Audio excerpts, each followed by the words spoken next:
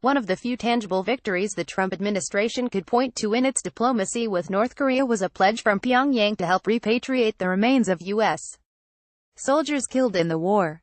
It was a kind of easy layup, serving as a confidence-building measure and a signal of good faith as the administration hammers out the details on the joint communique Trump and Kim Jong-un signed at their summit meeting in June.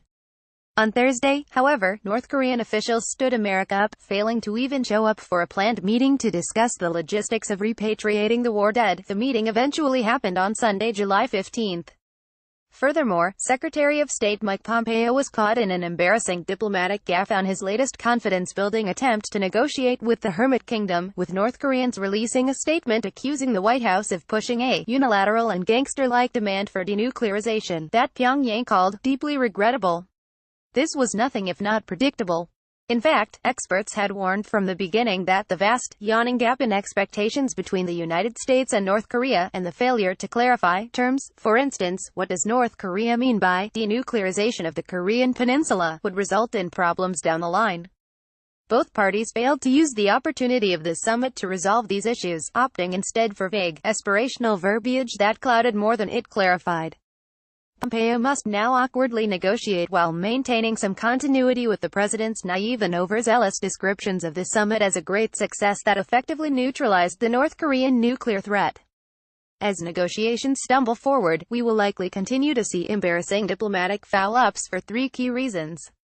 First, skillful, nuanced statecraft is imperative for such high-stakes diplomacy, but it just isn't in the Trump White House's DNA.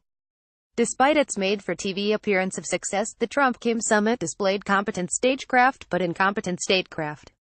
One key illustration of this is the utterly backward process undertaken when negotiating with North Korea so far.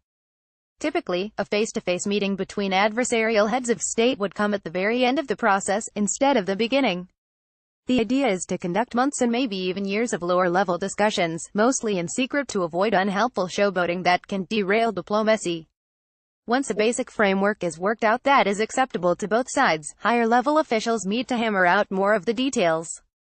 Heads of state direct and inform the process, but don't typically meet until the deal has already been finalized.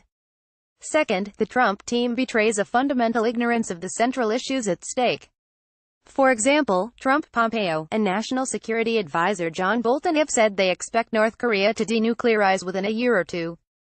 Yet experts say it could take more than a decade to dismantle the entire nuclear weapons program, even with a firm commitment to do so from Pyongyang. Trump's White House seems ignorant not only of the technical obstacles to denuclearization but also the strategic challenges. Their firm belief, for example, that Kim is willing to denuclearize unilaterally, is a case in point. North Korea sees nuclear weapons as the ultimate protection against foreign threats, particularly U.S. aggression, and that is why Pyongyang won't simply give them up in the face of economic sanctions and tough talk.